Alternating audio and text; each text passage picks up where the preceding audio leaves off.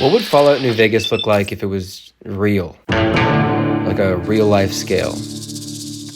I'll give you a hint, it would be a lot bigger than this.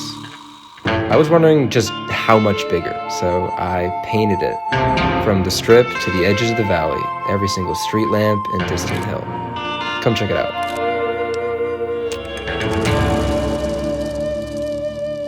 So there's a few things we have to figure out before I can put digital paint to digital paper here. And trust me, it's going to be interesting, so you stick around. First thing being, I've never actually played New Vegas. You can put the pitchforks down. I took care of that.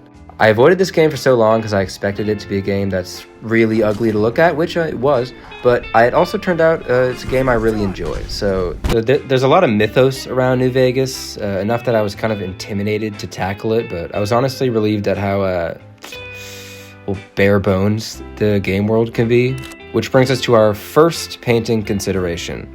This was a game, a good game, that was made essentially from Fallout 3 scraps in a year and some change. It does a better job than any other game in the modern series to imply grand conflicts and post-war civilizations, but much of the literal portrayal in the game is one, limited by the resources it was made with, and two, by the fact that it's a game. So why is it even worthwhile to paint from this ancient game? Well, you could say it isn't, and maybe, but here's my case. Video games aren't real life. That's obvious enough, but something I see people misunderstanding a lot when we talk about this stuff is that they also aren't trying to be. A better game isn't one that's the most logical in-universe depiction or the most uncompromisingly immersive. It's the one that delivers its story and runtime in the most entertaining way. If you're measuring by greater and greater degrees of immersion and detail, you're probably better off just going on a walk outside. Honestly, most of a game's lore is going to be written radiating out from that goal, not just for its world's sake, but for the final product's sake as entertainment. Bethesda games in general illustrate this relationship pretty well, which I think is part of why I like drawing them this way. The kind of open world they are, intimately detailed and meant to be explored on foot, necessitates a game world to be shrunk down a lot. What's so compelling about these games is the clever ways they trick the player into seeing something like Skyrim, not just as a few square miles, but as a vast country. Using techniques like blocking skylines, changing environmental and architectural landscapes, and tactically scaled down features. What's fun about this kind of thought exercise is that as a player, we implicitly suspend disbelief to meet the tricks the game is using in the middle. A comment I'll often get on these videos is something like, "Oh, this is how I always pictured it in my head," which is really flattering, by the way, but I think stuff like this is really interesting. How a relatively simple source can play its cards right and invoke a consistent reaction in the imaginations of the audience. I think it's a more nuanced exchange between the creator and audience than what you get from watching a movie. Maybe in some ways between that and imagining a world from a book. So the goal here is to explore that relationship and literally render it in a way that it already implicitly exists but doesn't exist in actuality. The fuck does this all mean? Well, it means that not every rock and texture in the game is necessarily gospel, but its artistic vision and character where we can see it as something intentionally curated by the developer is. I've played the game, thought about it, now what? If you can't think of where to start here, neither could I. This is a map of the strip in-game, 8 buildings split up by 3 really annoying loading screens, and somehow I'm gonna have to make this accurate to this scale. In my Diamond City piece, I had streets and buildings pre-1950s for reference, but pretty much all of Vegas and almost everything on the strip except for literally just the road itself were built post the Fallout universe's diversion point in the 50s. These games face this dilemma as well, and I'm going to try to follow the precedent they set. Fallout games usually have some sort of stand-in or equivalent for famous landmarks that wouldn't otherwise be canon. The Hancock building is Trinity Tower, the highways get built in the same spot, and some kind of Space Needle knockoff is always built. It also wouldn't be fun for you guys if I drew something that was completely unrecognizable to real Vegas, so I'm going to give myself a little bit of historical predeterminist leeway here. Leeway granted. Cool. Let's see what real Vegas even looks like in the first place. It looks fucking strange. I stayed a night there on a drive out west a few years ago, and the way a city of over 2 million just kind of appears out of the landscape that essentially looks like the surface of Mars is really baffling. And it just eats up the entire valley. Apparently agriculture was once possible here, but you'd never know. Sprawl is kind of the name of the game, which I think will be one of the most interesting things to bring into the Fallout world. All around the fringes of this town are like meandering rows of identical housing developments, reaching out into this barren desert. It's been growing out at a staggering pace, and if it continued to grow all the way till 2077 when the Fallout bombs drop, the thousands and thousands of empty homes Wastelanders would have to meander through to reach settlements like Freeside or the Strip would just be like so overwhelming and eerie. I plan on having 200 years of desert wind and good old American durability thinning the edges of the city a bit, but this fact of scale is probably the most important thing I want to show. For fans of the game, I think it's an interesting way to draw attention to the deranged way we build our cities in this country. They're pretty much only depictable vaguely accurately in games like GTA. Actual Vegas on foot would be a nightmare. Okay, enough talking. How do we smash fake Vegas into real Vegas? Well, let's find out what these places are referencing. The Strip is obviously the Strip, meaning this curve here is this curve, and that also means the Lucky 38 will be here. It also doesn't take a detective to figure out Camp McCarran is McCarran Airport. The Strip ends on this road to the south and right above the bend to the north, so we can draw that here. It stops at the highway and roughly equal distance on the other side. But what about Freeside? According to the game, it should be right outside these gates. In-game, Freeside is mostly wall-to-wall old brick buildings, meaning it's meant to show pre-World War II buildings. Buildings we should be able to see on this real satellite, or this one. Well, here's some Vegas trivia. This actually isn't Vegas, it's Paradise. This is Vegas. It's a bit older, as you can see from this 50s aerial, and for us, it's also clearly the inspiration for Freeside, so problem.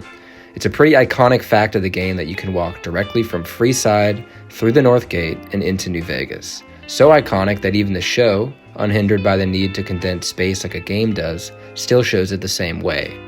This is the interesting part of making these paintings. Inconsistencies like this show the fundamental tension in trying to literalize fiction, and also hint at the interesting way game designers interpret and filter real life. There's a lot of tweaks and cuts to make adventuring around urban sprawl and car-centric infrastructure on foot tolerable, let alone entertaining, and these 3 miles of empty space are definitely one of them. Little aside here, this kind of hints at a few elements of the show that in part bothered me enough to undertake this painting in the first place. The Vegas shown on screen I think portrays kind of like a profound, it's harsh, but a profound lack of creativity. The compromise it's faced with in its own depiction are essentially the same of what I'm working with through here, but it takes a far more literal and deferential spirit to the exactitudes that are in the game. In doing so, I think it almost loses the even more fundamental spirit behind the game, kind of missing the forest for the trees. In the process, I think it limits its scope and imagination to hardware, time, and an unrelated artistic medium from over 15 years ago. I thought the handling of LA in the first season was pretty successful in avoiding this, and it was a little bit disappointing to see this very timid depiction of New Vegas. Although I will say I agree with their choice to keep Freeside right outside the Strip for the show's purposes. It probably would have been impossible to explain otherwise. Fans of this game are dogmatic. I could be crucified if Freeside isn't where people think it should be. And am I really going to be that stubborn? Talking robots, sure. Horny talking robots, why not? But yeah, I'm sorry. There's no universe where this was built post-1950. So I am that stubborn. Let's check out Google Earth and see if we can find an angle that works.